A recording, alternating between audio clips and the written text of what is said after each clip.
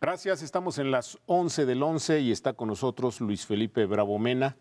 Usted lo conoce muy bien, expresidente nacional del PAN y uno de los hombres clave en la transición y la alternancia en nuestro país. Luis Felipe Bravo, has escrito en tus artículos, hemos estado atentos de tu trabajo intelectual, has escrito que Ricardo Anaya es la única opción viable para derrotar a Andrés Manuel López Obrador.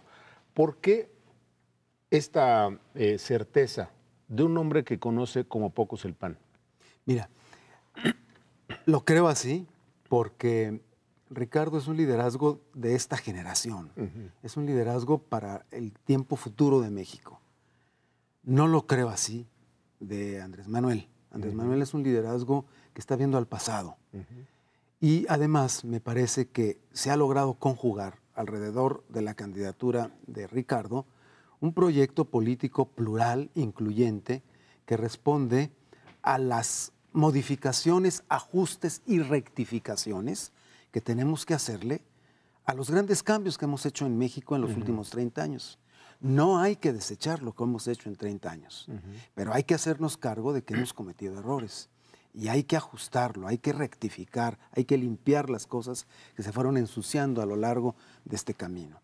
De manera es que el artefacto nuevo que se ha creado, que es un artefacto político novedoso, que es una coalición, que va por un gobierno de coalición, es algo absolutamente novedoso para construir esta rectificación de nuestro proceso de modernización política y económica. Necesitamos un liderazgo de este tipo. No lo es Andrés, porque Andrés está viendo hacia atrás, no está viendo hacia el futuro, no entiende, Andrés, además, lo que está pasando en el mundo, y ni en los cambios, ni en México.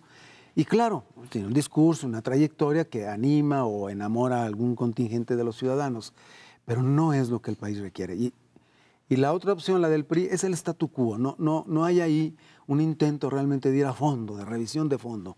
Y por eso creo que la articulación de un nuevo contingente político plural, liderado por Ricardo, es lo que es la respuesta necesaria para el momento de México. Sin embargo, hay muchos que dicen, Luis Felipe Bravo Mena, y por eso nos interesaba la conversación contigo, que Ricardo Anaya no es panista en realidad.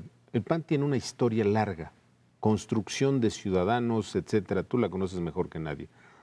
Ricardo Anaya tiene un paso muy breve, tiene una experiencia muy breve y tiene en su haber también una historia de trampas y de imposiciones. Él mismo se impone como candidato en una coalición que no era coalición, sino era un acuerdo cupular con el PRD. Bueno, no me hago cargo de esos señalamientos. Lo que sí pienso es que en el PAN siempre hemos dicho que hay trabajadores de primera, segunda, tercera y cuarta hora. Y lo mismo decían de Maquio Cloutier, ahora que hemos estado hablando de él.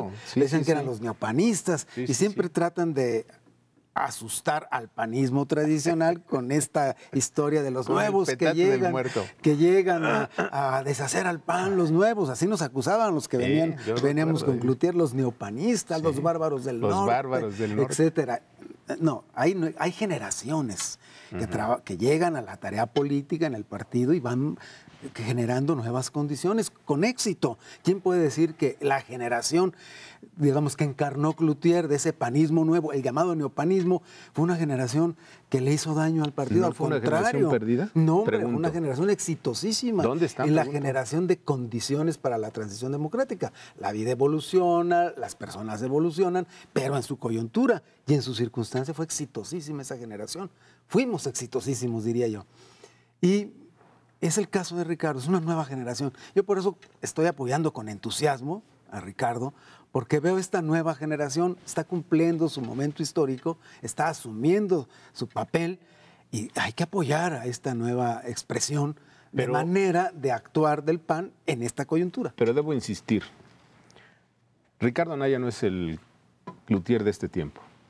No, nadie podría compararse uno con otro. Cada uno tiene su tarea y sus maneras de ser, porque cambian las cosas, cambian los partidos, cambian las circunstancias, pero lo importante es que cumplan con su liderazgo para la exigencia del momento histórico político del país. A ver, hablabas hace un momento, Luis Felipe Bravo Mena, de una coalición. Si vemos el mundo, este ejercicio que están queriendo hacer PRD y PAN se está dando en el mundo.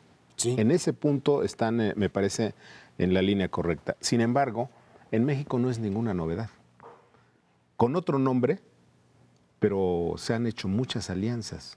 Y yo no conozco una, probablemente mi memoria sea muy mala, a lo mejor tú sí conoces una, que haya sido exitosa entre PAN, PRD y otros partidos. La diferencia es que en otras experiencias, y tú sabes que yo he sido muy aliancista, Sí. Pues yo he sido promotor de alianzas. Grandes promotores de alianzas, por eso Siempre te lo pregunto. fueron alianzas electorales, Sí.